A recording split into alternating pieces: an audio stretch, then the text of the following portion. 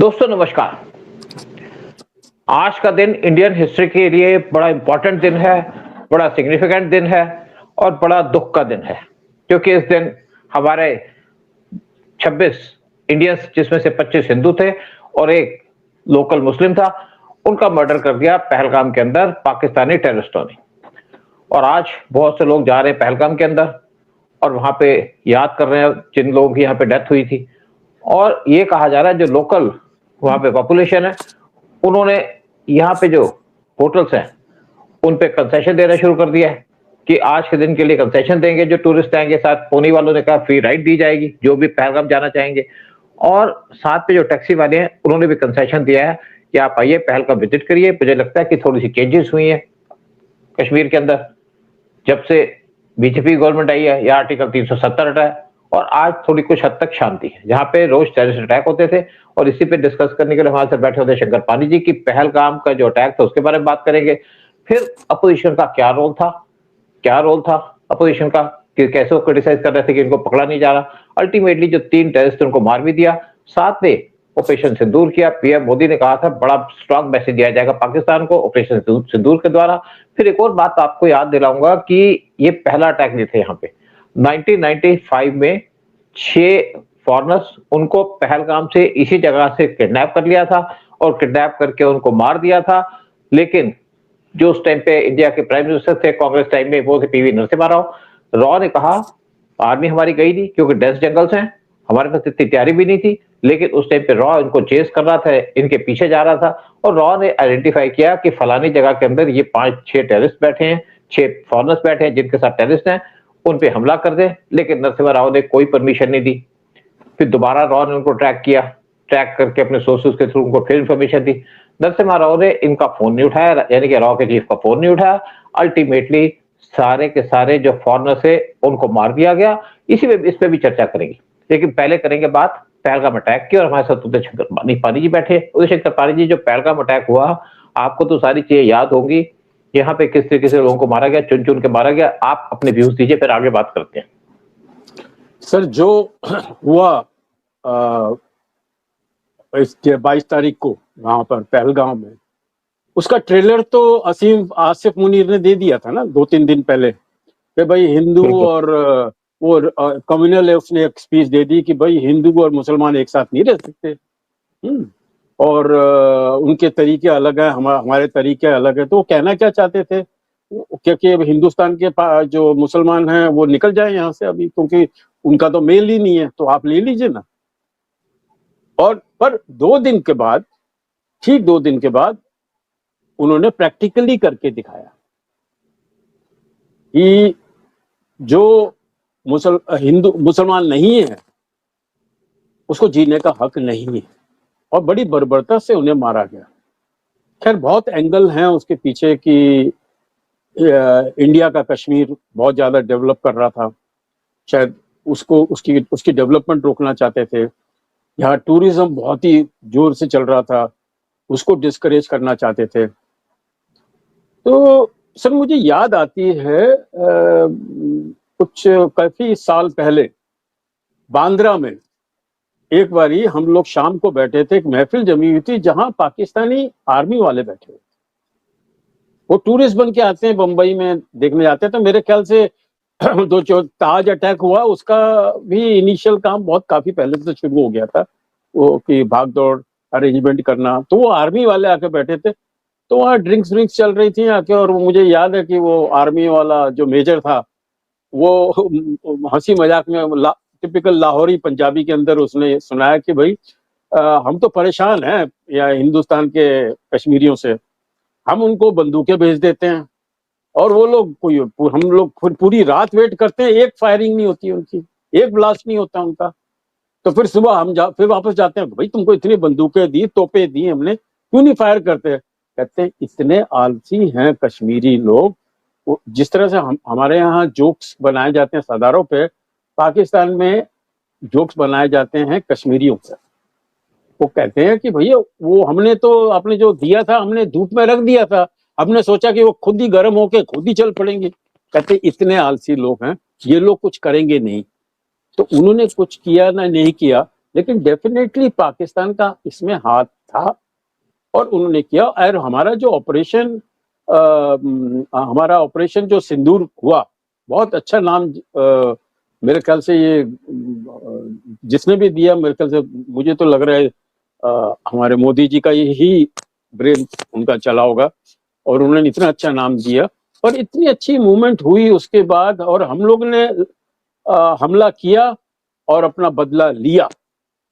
अब मुझे बताइए, उससे पहले ताज में जो अटैक हुए, इतने लोग मारे गए, देखिए वहां भी कम्युनल था, वहां भी ये था कि जो अमेरिकन है, हिंदू है, उसको मार दो, और इजरायली, हाँ उसको जीने का हक नहीं हो, उनको अलग करके उनको गोलियां मारी गई। मैं तो खुद नरीमन हाउस में गया हूं, मैंने तो देखी, अभी भी उन्होंने वो जो गोलियां लगी हैं दीवार के ऊपर, वो हटाई नहीं है उन लोगों ने। किस तरह से एक प्रेग्नेंट औरत को और एक वहां के पुजारी को उसको मार दिया, लेकिन उनकी बच्ची बच गई थी। अब बताइए, कुरान में तो लिखा है कि कभी औरत और बच्चों के ऊपर कभी अटैक नहीं करना, निहत्थियों पे कभी अटैक मत करो। और कर क्या रहे हैं, ये वही कर रहे हैं उल्टा। भाई आपने इन्होंने किसी ने पढ़ी नहीं क्या आसिफ मुनीर ने भी क्या पढ़ी नहीं क्या ये कुरान? अब उदय, लेकिन मैं एक बात आपसे कहूंगा, देखो आपने तो कुरान का दे दिया, और हो सकता है अब कुछ इन्होंने अलग तरीके से पढ़ी हो या कुरान के अंदर लिखा हो कि आप मारो, काफिरों को मारो, तभी तो हमें काफिर नाम दिया गया। अब आप जैसे उदय, हाँ बिल्कुल उदय, एक और बात कहूंगा, आप फिर अपना स्टार्ट करिएगा। एक्चुअली क्या था कि इस इंसिडेंट से पहले जब यहाँ पे ये अटैक किया गया पहलगाम के अंदर, तो एक यूएस की डेलीगेशन आई थी पाकिस्तान के अंदर, और जो इंटेलिजेंस रिपोर्ट के हिसाब से वो डेलीगेशन ने जो आपके आसिम ने उसको कुछ डायरेक्शन दी थी। जो यूएस की डीप स्टेट है वो इंडिया के अंदर हमेशा चाहती है डिस्टर्बेंस है, पाकिस्तान किसी के इशारे पे काम करता है, चाहे चाइना के चाहे यूएस की डीप स्टेट के, और उसके बाद आसिम मुनीर जानबूझ के स्टेटमेंट दी। लेकिन आप एक बात और याद रखो, जहां यहाँ पे अटैक हुआ तो वहां पे एक मैसेज दिया गया, जब मारा गया हिंदुओं को चुन चुन के मारा गया, उनकी पैंट उतार की बात की गई, उनको देखा गया कि हिंदुओं के मुसलमान हो तभी मारा गया। साथ में उन्होंने एक बात की, लेडी से कहा हम तुमको जिंदा छोड़ रहे हैं, जिंदा इसलिए छोड़ रहे हैं कि तुम जाके अपने prime minister Modi, PM Modi से कहो कि कुछ कर सकते हैं तो कर लें, कुछ बिगाड़ सकते हैं तो बिगाड़ लें। और इससे जब पीएम मोदी को बताया गया, पता चला इनको, तो उन्होंने कहा कि बहुत भारी नुकसान झेलना पड़ेगा पाकिस्तान को। फिर ऑपरेशन सिंदूर किया गया था। हाँ, कुछ आप कीजिए बात, फिर आगे करते। मैं इसलिए कहना चाहता हूं कि आज जो भी चीज होती है उसके पीछे यूएस का भी हाथ होता है, डीप स्टेट का हाथ होता है, या कई बार चाइना का हाथ होता है। तो आज हिंदुस्तान को बहुत तरफ से खतरा है, चाइना की तरफ से खतरा है, पाकिस्तान और इवन यूएस हमारे खिलाफ चल रहा है, क्योंकि वो इंडिया को स्ट्रांग नहीं देखना चाहता। हाँ, अब कीजिए। अब बताइए, यूएस हमारे, आपने स्टेटमेंट दे दिया कि यूएस हमारे खिलाफ चल रहा है, और मारा इन्होंने यूएस अमेरिकन को ही, वो ताज अटैक के अंदर। अच्छा सर, जो भी मारा इन्होंने, क्या कांग्रेस गवर्नमेंट ने एक भी कोई स्टेप लिया?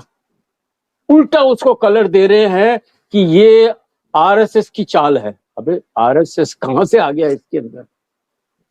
तो उन्होंने कहा कि ये जो, सुनो उन्हें एक और बात की, कह रहा ये पकड़े क्यों नहीं गए, क्या कर रही थी बीजेपी? इवन आपका अखिलेश यादव बात कर रहा था। लेकिन मैं तभी आपसे बात करना चाहूंगा, जितने भी टेररिस्ट अटैक हुए थे, कांग्रेस ने कितने लोगों को पकड़ा, कितनों को मारा? किसी को नहीं। लेकिन बीजेपी के टाइम में जितने भी मिलिटेंट अटैक हुए, जितने भी इंसिडेंट, सबको मार दिया गया। अगर कोई भाग गया था, पहले केस भी थे जैसे IC-814 का केस था, वहां पे भी जाकर पाकिस्तान के अंदर मारा। आज करीब 40 से ज्यादा मिलिटेंट अननोन गनमैन ने मार दिए, जिन्होंने इंडिया के खिलाफ काम किया था। कांग्रेस यही करती है। जब 1995 का यहाँ पे वो किया गया था, यानी कि जो 6 फॉरेनर्स को किडनैप किया गया था, तब किसी ने आवाज उठाई कि कहां चले गए टेररिस्ट, कौन ले गया? सर हम लोग, मतलब हिंदुस्तान जवाब देता है, हमारे फोर्सेस जवाब देती है, हमारी नेवी जवाब देती है, हमारे एयरफोर्स जवाब देती है। उससे भी ये खुश नहीं है कांग्रेस वाले, उसपे भी वो शक करते हैं। फिर बोलते हैं जी हमको प्रूफ दिखाइए। अबे तुम कौन हो? कौन are you across the border? क्यों आप पाकिस्तान की भाषा हिंदुस्तान में बोल रहे हो? आप तो कुछ करते नहीं हो, और जब कर भी दिया तो कहते हैं जी सबको क्यों नहीं मार दिया? अरे जितने अपने ऑपरेशन महादेव के अंदर बाकायदा लिस्ट बनी गई कि ये लोग इन्वॉल्व थे, उनका फोटोग्राफिक प्रूफ भी बताया गया, और एक कपल पकड़ा गया। कहते हैं कि पहलगांव में एक कपल पकड़ा गया जिसके घर के अंदर ये सारे टेररिस्टों ने रात को आके खाना खाया था। और अगर वो कपल अगर कहीं से उन्होंने लीक बोल दिया होता आर्मी को या किसी को भी बोल दिया होता, तो ये हरकत नहीं होती पहलगांव की। तो डेफिनेटली लोकल हेल्प इन्वॉल्व थी इसके अंदर, और उन्होंने किया। और इंडियन गवर्नमेंट ने जो हो सकता है वो किया। और अभी हमारा ऑपरेशन सिंदूर बंद नहीं हुआ, ये चालू है। अभी भी जिस तरह से पाकिस्तान को वो सबक सिखाना है और उनको चोट देनी, वो चालू है। वो अभी तो देखिए ना, गर्मियों छोटा भी चाहिए इनको, छोटा भी। देखो मैं यहाँ पे थोड़ा सा लोगों को और बता दूं कि हुआ क्या था। एक्चुअली क्या था, जो मिलिटेंट आए थे वो उनके पास M4 कार्बिन्स थी, AK-47 राइफल थी, और वो एक मिलिटेंट यानी कि मिलिट्री की यूनिफॉर्म पहन के आए थे। एक आदमी उसमें था, उसमें कश्मीरी फिरन पहनी हुई थी। और जब पहली गोली चली तो वहां पे एक आर्मी ऑफिसर था जो छुट्टी मनाने आया था। उसने 35 से 40 लोगों को इकट्ठा किया और उनको एक अलग जगह में ले गया, जंगल की तरफ ले गया, और वो बच गए। और एक आदमी जो उस टाइम पे वो चल रहा था उसके ऊपर, उसने ऊपर से वीडियो बना दी। वो अहमदाबाद से आया था, गुजराती था, तो सारी चीज पता चल गई, इनकी शक्लें भी समझ में आ गई। लेकिन जो आर्मी का कर्नल था उसने उसी टाइम पे आर्मी के यूनिट्स को और आर्मी हेडक्वार्टर को इन्फॉर्म किया श्रीनगर के अंदर कि ऐसा हो रहा है। लेकिन मैं जब गया था पहलगाम के अंदर, मैं भी गया था लेकिन ऊपर नहीं गया, तो वहां पे ये देखा गया कि वहां पे कोई आर्मी डिप्लॉयड नहीं थी, क्योंकि ऐसी जगह में जानबूझ के आर्मी रखी जाती। कहाँ रखेंगे? तो यह था कि जो ये अटैक करते हैं हमारी फोर्सेस पे करते हैं, टूरिस्ट पे अटैक नहीं करते। लेकिन पहली बार इन्होंने अटैक किया, जैसे आपने ठीक कहा, क्योंकि कश्मीर पनप रहा था, कश्मीर की प्रोग्रेस हो रही थी, वहां पे टूरिस्ट आ रहे थे, और टूरिस्ट आने से जो कश्मीर की जो मेन इनकम है वो टूरिज्म की है, और वहां पे पोनी वालों को भी इनकम होती है, होटल वालों को भी इनकम होती है। तो जैसे आपने इसने देखा कि ये तो हमारे कंट्री के अंदर तो होता ही कुछ नहीं। जब पाकिस्तान ने देखा पीओके में टूरिस्ट नहीं आता, लेकिन कश्मीर में टूरिज्म से इनको दिक्कत हुई थी। और जो एक अहमदाबाद का टूरिस्ट था वो जिपलिंग कर रहा था, और उसने सारी रिकॉर्ड कर लिया। लेकिन बहुत से लोग जो जाना चाहते थे पहलगाम के अंदर इसी जगह पे, वो एक्चुअली जा नहीं पाए, क्योंकि कुछ पोनी वालों ने मना कर दिया, ये वो नहीं आए। तो लोगों का लगता है कि पोनी वाले ने धोखा दे दिया। लेकिन मुझे पता लगता है कि बहुत से जो पोनी वाले थे उनको पता था कि अटैक होगा। और आपने देखा होगा वीडियो, तो वहां पे एक आदमी चिल्ला रहा था जो पोनी वाला था, घबराओ मत, हम सब देख लेंगे, यहाँ पे आ जाएंगे, ले जाएंगे। बदमाश वो पकड़ा गया बाद में, पकड़ा गया था। और फिर ये ऑपरेशन चलाया गया महादेव। उसके बाद ये जो लोग पकड़े गए, क्योंकि इनको जब जंगल में चले गए, जंगल के अंदर आपकी जो विजिबिलिटी थी वो 10 मीटर की थी, और आर्मी ये नहीं चाहती थी, हमारे ऊपर वाले नहीं चाहते कि आर्मी के लोग मरे, और इसीलिए आर्मी स्लो चल रही थी। लेकिन उस टाइम पे इंटेलिजेंस को भी बता दिया गया था भाई यहाँ पे ट्रैक करो। और जैसे आपने कहा कि इस घर में रोटी खाई थी, खाना खाया था मिलिटेंट्स ने, उसको आइडेंटिफाई किया गया इंटेलिजेंस के द्वारा। उसके बाद आर्मी ने उनको पकड़ा, उनका घर उड़ा दिया। उसके मैन को तो ले गए, लेकिन वो मैन को छोड़ दिया। फिर क्या था, ये जो साथ में जो बॉर्डर था, बॉर्डर में बहुत सी टनल्स हैं, तो आर्मी टनल्स को देखा, क्योंकि आर्मी आज और बीएसएफ के पास ऐसे इक्विपमेंट आजकल जो इंडियन गवर्नमेंट ने प्रोवाइड किए हैं, जो टनल को आइडेंटिफाई कर सकते हैं। और टनल के अंदर पानी भर के बंद कर दिया गया, तो ताकि मिलिटेंट पानी पाकिस्तान की तरफ ना भाग जाए। साथ में बॉर्डर में पूरी आर्मी को तैनात कर दिया गया, ताकि मिलिटेंट अगर जाए तो दिक्कत हो, तो मिलिटेंट पाकिस्तान भाग नहीं पाए। और उसके बाद 28 जुलाई 2025 को सुलेमान शाह अलियास फैजल जाट, अबू हमजा और यासिर, इनको हरवान के फॉरेस्ट के अंदर पकड़ लिया गया और इनको एनकाउंटर कर दिया गया। लेकिन इसी बीच में जब हमारी गवर्नमेंट ने काम किया, वो उन्होंने काम किया कि ऑपरेशन सिंदूर चला दिया, जिसके अंदर पाकिस्तान की 9 एयर बेसेस डिस्ट्रॉय कर दी।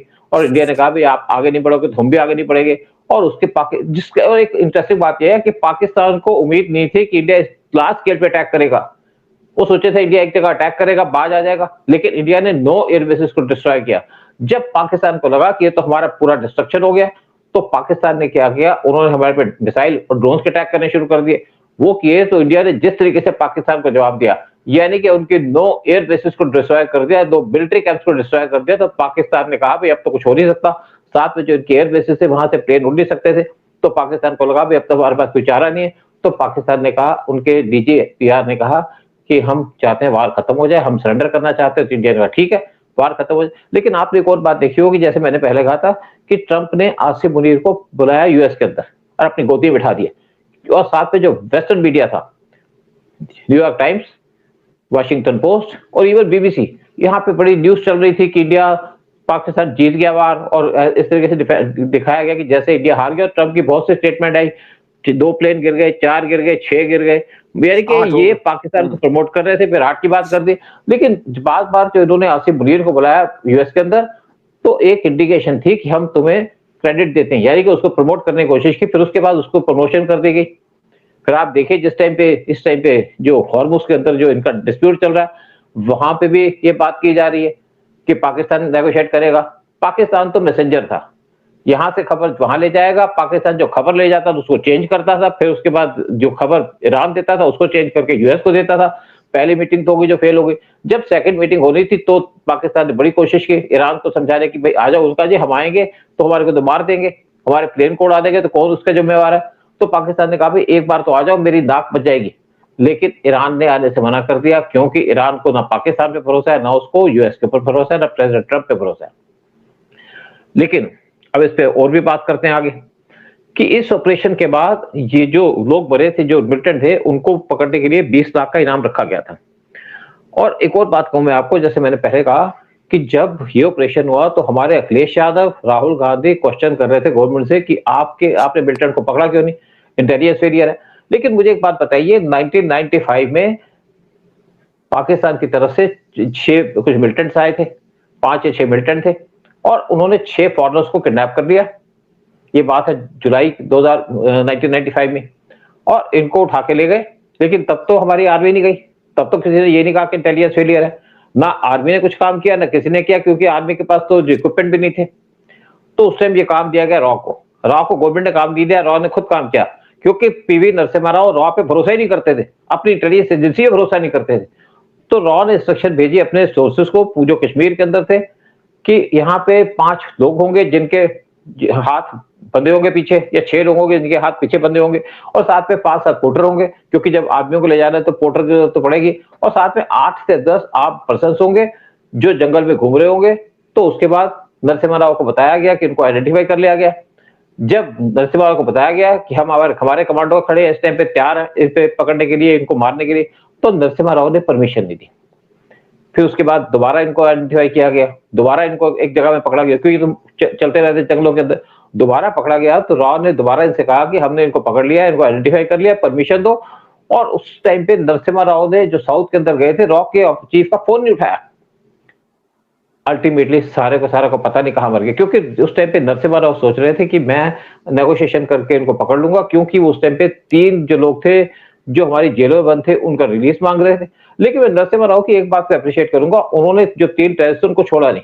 सोनिया गांधी ने उनको फोन भी किया कि आप इनको छोड़ दो जो डिमांड कर रहे हैं, नरसिम्हा राव ने मना कर दिया। इसीलिए सोनिया गांधी नरसिम्हा राव को पसंद नहीं करती थी। लेकिन नरसिम्हा राव ने कोई एक्शन नहीं लिया इनके खिलाफ, और जो अल फरहान के जो टेररिस्ट थे वो भाग गए, यानी कि फ्री हो गए। और उस टाइम पे एक और बात चल रही थी, पाकिस्तान के जो तरफ से एक प्रोपेगेंडा चल रहा था कि ये सारे के सारे लोगों को रॉ ने किडनैप किया। लेकिन रॉ ने पूरी तैयारी कर रखी थी उस टाइम पे। एक प्लेन खड़ा था आपके एयरपोर्ट पे, कश्मीर के एयरपोर्ट पे, श्रीनगर के एयरपोर्ट पे। उस प्लेन के अंदर कुछ लोग बिठा रखे थे। वो लोग थे जो आपके जो ब्रिटिशर थे, जिन कंट्री के लोगों को किडनैप किया गया था। फिर स्कैंडिनेवियन कंट्री का था एक, फिर जर्मनी का था, ब्रिटेन का था। तो ये सारे के सारे लोगों को पूरी की पूरी डिटेल दी जा रही थी, जो भी मिलिटेंट बात कर रहे थे पाकिस्तान की तरफ से। जब पाकिस्तान ने कहा इसके अंदर तो रॉ का हाथ है, तो सारी कंट्री ने कहा कि रॉ का हाथ नहीं, इसमें तुम्हारा हाथ है। तो पाकिस्तान एक्सपोज हो गया। लेकिन यूएस ने तब भी पाकिस्तान के खिलाफ स्ट्रॉन्ग एक्शन नहीं दिया। और उसके बाद जब ये सारे, उससे भी एक और बात हुई, जब इनको आइडेंटिफाई किया गया तो उस टाइम पे जर्मनी ने कहा कमांडो हम भेजेंगे। रॉ ने कहा भाई तुम्हारे कमांडो ही जाएंगे। पहली बात, तुम्हारे जो कमांडो है उनको लोकल लैंग्वेज नहीं आती, तुम्हारे जो कमांडो है उनको ये नहीं पता कि यहाँ पे एरिया कैसा है। और हमारे पास बेस्ट कमांडो, यानी कि जो रॉ के 2 कमांडोज है उनको भेजा जाएगा, क्योंकि वो हिल्स के अंदर काम कर सकते थे, लोकल लैंग्वेज जानते थे और लोकल एनवायरमेंट भी पता था। लेकिन परमिशन नरसिम्हा राव ने नहीं दी, इसलिए लोग मारे गए। लेकिन दूसरी बात है कि यहां तो कांग्रेस वाले कुछ नहीं बोले कि हमारा इंटेलिजेंस फेलियर है। कांग्रेस ये भी नहीं बोला कि हमने इनको जाने क्यों दिया। जब मोदी की गवर्नमेंट आई तो मोदी ने तो सबको मारा, और इनका भी जो हेड है पहलगाम अटैक का, वो पाकिस्तान में छुपा हुआ, उसको ट्रैक किया जा रहा है। अननोन गनमैन ट्रैक कर रहे हैं उसको, ट्रैक भी कर लिया उसको। लेकिन वो अपने एरिया से बाहर नहीं आता, और बाहर आता है तो पूरी स्क्वाड से जाकर उसके एरिया को चेंज कर दिया जाता है। आप बहुत जल्दी सुनोगे कि जो पहलगाम अटैक का जो मेन मास्टरमाइंड था उसको मार दिया गया, जैसे हमने बाकी को मारा है। लेकिन आज कांग्रेस जवाब दे, क्या आपने कुछ काम किया था जब 5 फॉरेनर्स को या 6 फॉरेनर्स को वहां से किडनैप किया गया था 1995 में? गवर्नमेंट आपकी थी, एजेंसीज आपके साथ थी, आपने क्यों नहीं परमिशन दी रॉ को कि रॉ इनको एलिमिनेट कर दे? लेकिन आज जो पहलगाम के अंदर हुआ है, जो आज 1 साल पूरा हुआ है, श्रद्धांजलि देंगे उन लोगों को जिनकी डेथ हुई है और उन लोगों ने जिन्होंने अपने हेड्स ऑफ द फैमिली उनको लूज किया है। किसी बच्चे ने अपने फादर को लूज किया है, किसी औरत ने अपने हस्बैंड को लूज किया है। और इंडिया के अंदर जो ऑपरेशन चलाया गया मोदी के द्वारा, वो था ऑपरेशन सिंदूर, जिसके अंदर बहुत से मिलिटेंट को मारा गया। असद मसूद अजहर के फैमिली के 10 लोगों को मार दिया गया और बहुत जल्दी बाकी लोगों को भी एलिमिनेट कर दिया जाएगा। क्योंकि ना तो आज हम परवाह करते हैं अमेरिका की, ना परवाह करते हैं चाइना की, ना परवाह करते हैं हम पाकिस्तान की, ना उनके न्यूक्लियर बम की परवाह करते हैं। क्योंकि आज कंट्री स्ट्रांग है, लीडर स्ट्रांग है, हमारी आर्मी स्ट्रांग है, हमारी डिफेंस फोर्सेस स्ट्रांग है, हमारा इंटेलिजेंस सेटअप स्ट्रांग हो गया। हाँ, बात कीजिए, फिनिश करते हैं। सर मैं यहाँ खाली ऐड ये करना चाहूंगा कि जो 5-6 लोगों को मारा गया था, ये डल लेक में देवर इजरायली टूरिस्ट, जिनको वहां से किडनैप करके फिर उनको बाहर ले जाके मारा गया जाके। किन की बात, कौन सी केस की बात करते हैं? ये 5-6 जो फॉरेनर्स मारे गए आपने ऐसा नहीं, मैं कहता तो तुम्हें नाम पढ़ दो, इजराइलिस नहीं थे ये, दे वर नॉट इजराइलिस। दो अमेरिकन थे, एक आपका जर्मन था, एक इनका स्कैंडिनेवियन कंट्री का था, एक ब्रिटिशर था, जिनमें से एक बच के निकल गया था। लेकिन बाद 5 लोग थे वो रहे थे, क्योंकि मैंने आपको पूरे ऑपरेशन की बात की है, जो मैं ऑपरेशन जानता हूँ उसी की बात की है सर। ये तो इसमें इजराइली की बात नहीं है। मैं फिर ये शायद दूसरा ऑपरेशन होगा, लेकिन एक और ऑपरेशन था जिसके मैं नाम बता दूंगा, मैं आपको नाम बता दूंगा। नहीं, ये होगा, नहीं मैं आपको डिफाइन नहीं कर रहा हूँ, लेकिन एक और केस था जिसके अंदर इजरायली लोग एक ये हाउस बोट के अंदर थे और वहां पर टेररिस्टों ने अटैक करके उनको मार दिया था जाके। तो वो तो उनका चलता रहता है सर, बट ये हमारा ऑपरेशन सिंदूर रुका नहीं है, ये तो शुरुआत है। अभी तो देखिए अभी क्या क्या होता है। अब जब वो पानी बंद हो जाएगा पंजाब के लिए, वहां देखिए क्या कैसे तिल मिलाएंगे ये लोग। और कहीं इन्होंने गलती से भी खैर एक तो सर ये अभी जो हमारा राजस्थान में जो रिफाइनरी के अंदर आग लगी है, definitely and it is next to the border, तो ये पूरी इन्वेस्टिगेट होनी चाहिए कि कहीं लोकल बदमाशों की या बॉर्डर के पार करके आने बदमाशों की नहीं थी। And I think right reply will be given very soon. Be ready. Actually देखो अभी, हाँ बिल्कुल ठीक बात है। देखो एक्चुअली एनआईए इसको इन्वेस्टिगेट कर रही है, जब कुछ चीजें सामने आएंगी तो ही इसके बारे में खबर दी जाएगी कौन इसके पीछे है, और जो भी होगा छोड़ा दिया जाएगा। बिल्कुल बात है। आज गवर्नमेंट उस टाइप की नहीं है कि आप कर लो तो भाग जाओ तो हम कुछ नहीं करेंगे। पाकिस्तान घर में घुस के मारेंगे, घर में घुस के मारेंगे। फिर पाकिस्तान धमकी देता था पाव के बम, भाई निकालो बम, तुम्हारे बम तुम्हारे पीछे घुसेड़ दिए जाएंगे। तुम्हें सीधी सी बात कर रहा हूँ, इतनी आजकल तैयारी हो रही है हमारी। लेकिन जो पहलगाम में हुआ बड़ा अनफॉर्चुनेट इंसिडेंट थी, जो लोगों ने अपनी फैमिली मेंबर्स को खोया, उनसे पूछिए कैसी हालत है। जो पोनी वाला था, जो मुस्लिम था, उसको इसलिए मारा गया कि वो टूरिस्ट को बचाने की कोशिश कर रहा था, इस वजह उसको मार दिया। जो उसकी वाइफ थी, वो कहती मेरा तो अकेला हस्बैंड था जो अर्निंग था, मेंबर था फैमिली का, वो अपने पेरेंट्स के घर चली गई और अब छोटे मोटे काम कर रही है अपने सर्वाइवल के लिए। लेकिन जो टेररिस्ट हैं उनको समझ कुछ नहीं आता, उनको तो 72 हुरे दिखती हैं, मतलब सेक्स दिखता है उनके दिमाग के अंदर, मुझे 72 हुरे मिलेगी, उसी के चक्कर में काम करते हैं। यानी कि मिसगाइडेड लोग हैं, गलत लोग हैं जो ह्यूमैनिटी के खिलाफ काम करते हैं। लेकिन जब तब तक ये टेररिज्म चलता रहेगा, जब तक पूरा वर्ल्ड इनके खिलाफ आवाज नहीं उठाएगा, और चाहे अमेरिका हो, चाहे चाइना हो, चाहे रशिया हो, चाहे जापान हो, चाहे यूरोपियन कंट्री हो, वो छोटी छोटी चीजों के ऊपर इंडिया को तो टारगेट करते हैं कि आपके यहाँ ह्यूमन राइट्स की वायलेशन है। पाकिस्तान के बारे में कुछ नहीं कहते कि पाकिस्तान जो टेररिज्म पालता है, ईरान जो टेररिज्म को प्रमोट करता है, टर्की भी टेररिज्म को प्रमोट करता है, इवन कुछ बाकी जो गल्फ कंट्री हैं वो भी टेररिस्टों को पैसा देती हैं, उनके खिलाफ तो एक्शन नहीं लेते। और आज पूरा वर्ल्ड को ध्यान देना पड़ेगा इन इश्यूज के ऊपर, और जो टेररिस्ट हैं उनको चुन चुन के मारना भी जरूरी है, उनको आइडेंटिफाई करना भी जरूरी है। और पाकिस्तान को खत्म करना है सर, बहुत जरूरी है। सबसे बड़ी बात कह रही तुम तो, सोल्यूशन वही है, खत्म तो टेररिज्म खत्म, पाकिस्तान खत्म तो टेररिज्म खत्म। वो सिंपल सी बात है, बिल्कुल ठीक कहा आपने। चलो प्रोग्राम खत्म करते हैं, फिर आपसे विदा लेते हैं। जय हिंद, जय भारत, और हमारे चैनल को सब्सक्राइब कीजिएगा, वीडियो को शेयर कीजिएगा।